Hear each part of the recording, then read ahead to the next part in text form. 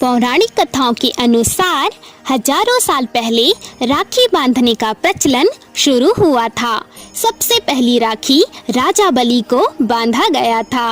उन्हें स्वयं माता लक्ष्मी ने राखी बांधकर अपना भाई बनाया था। राजा बलि ने जब 100 यज्ञ पूरे करके स्वर्ग का राज्य छीनने का प्रयास किया तो देवराज इंद्र ने भगवान विष्णु से प्रार्थना की। भगवान विष्णु ने वामन अवतार लेकर राजा बलि से भिक्षा में 3 पग जमीन मांगी। भगवान ने 2 पग में ही पूरी धरती नाप डाली और फिर तीसरे पग के रूप में राजा बलि ने अपना सिर भगवान विष्णु के आगे झुका दिया। इससे भगवान विष्णु राजा बलि की भक्ति से प्रसन्न हो गए और वरदान मांगने को कहा। इस पर राजा बलि ने कहा, भगवान, मैं आपको सभी पहर अपने आँखों के सामने देखना चाहता हूँ। जब मेरी आँख बंद हो उससे पहले मैं आपको देखूं और जब मेरी आँखें खुले तो मैं सबसे पहले आपको देखूं। भगवान विष्णु समझ गए कि यह मुझे पहरेदार बनाना चाहता है और भगवान विष्णु ने उसे उसके इच्छा अनुसार वरदान दे दिया।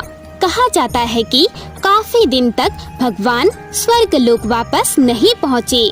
भगवान विष्णु के लंबे समय तक घर से दूर रहने पर उनकी पत्नी देवी लक्ष्मी चिंतित हो गई। लक्ष्मी ने विष्णु का पता लगाने के लिए पृथ्वी पर जाने का फैसला किया। वह एक ब्राह्मण स्त्री का अवतार लेकर राजा बलि के पास गई। उसने कहा, मेरे पति काम के लिए कहीं दूर चले गए हैं, क्या मैं आपके यहाँ शरण ले सकती हूँ? राजा बलि ने देवी लक्ष्मी का बहुत ध्यान रखा।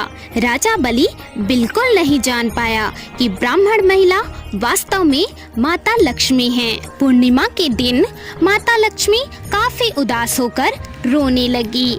यहाँ देखकर राजा बलि ने उनसे पूछा कि आप क्यों रो रही हैं? तब माता ने कहा, मेरा कोई भाई नहीं है। राजा बलि ने कहा, आप उदास मत होइए, आज से मैं आपका भाई हूँ।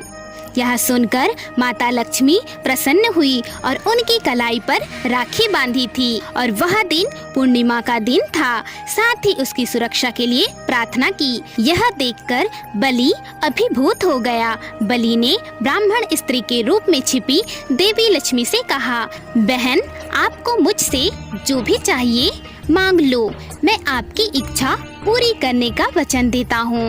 इस पर देवी लक्ष्मी ने कहा, कृपया अपने पहरेदार को मुक्त कर दें, वह मेरे पति हैं। यह सुनकर राजा बलि चौंक गया। इसके पश्चात माता लक्ष्मी राजा बलि को पूरी बात बताते हुए अपने वास्तविक रूप में प्रकट हुई और साथ ही भगवान विष्णु भी उनके सामने आए। राजा बलि ने अपने वचन के अनुसार उनसे भगवान विष्णु को अपने घर लौट जाने का अनुरोध किया।